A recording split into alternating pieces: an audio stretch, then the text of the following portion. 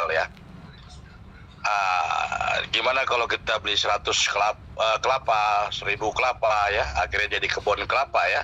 Nah, itu jadi mengingatkan saya dengan mentor saya, Pak Mandala Utama. Jadi Pak Mandala Utama ini kebetulan bapaknya sudah meninggal ya, sudah almarhum. Tapi luar biasanya, bapaknya selalu main di saham. Jadi kayak ada sekolahan dia masuk ikutan ya, ada sekolahan internasional dia ikutan menanam saham di sana. Lalu ada juga rumah sakit, dia juga ikutan main saham di rumah sakit tersebut ya. Ada beberapa instansi juga dia main saham ya. Nah, dia bilang sama saya, kami satu keluarga ini sob, luar biasanya ibu saya ini adalah ya, ibu saya ini dia bisa menjaga apa yang sudah ditinggalkan bapak, katanya kan. Nah, maksudnya apa?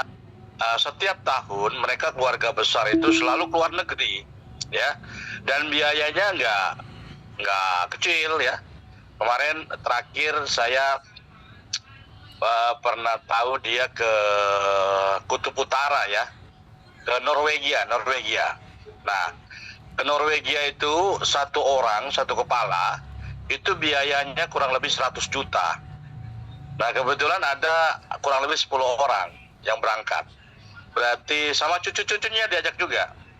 Jadi total tuh ada 1 miliar keluar duit. Dan Pak Mandala bilang sama saya, jadi kami ini keluar negeri, kami cuma menikmati buahnya aja sob. Jadi pohonnya nggak kita jual.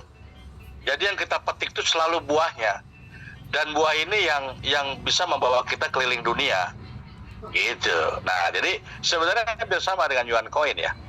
Teman-teman itu beli ya mirip-mirip saham gitu ya.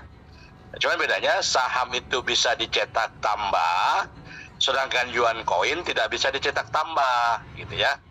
Nah, makanya kenapa kenaikan saham itu cukup tidak tinggi, tidak besar splitnya. Kalau koin cukup luar biasa splitnya.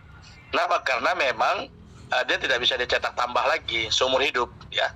Bahkan dia bisa dibakar atau dikurangi. Tapi tidak bisa ditambah. Nah, kalau saham itu bisa ditambah. Nah, makanya alhamdulillah Pak Mandala itu jadi kalau bisa dihitung-hitung, bapaknya itu menginvestasikan mungkin main di saham itu hampir 20 30 miliar, karena setiap tahun mereka bisa menikmati keliling dunia gitu ya. Jadi teman-teman, agak mirip ya analoginya dengan yang disebut oleh Pak Yusuf tadi, membeli kelapa, ditanam jadi kelapa, jadi buahnya aja yang diambil, artinya profitnya aja yang dijual ke Indodax gitu. Jadi yang di WD itu profitnya aja, jadi koinnya itu tetap ada gitu. Artinya pohonnya tetap ada, tidak diambil. Sama seperti Pak Mandala cerita kepada saya, jadi saham mereka tidak dijual, tapi mereka nikmati buahnya aja gitu. Setiap tahun hampir mereka keliling dunia dari buah di saham yang ditanam bapaknya. Oke, cukup itu aja teman-teman, terima kasih, dilanjutkan lagi ya. Thank you. Baik Bapak Dev, terima kasih. Bapak Suwarsono, bisa dilanjutkan. Oke.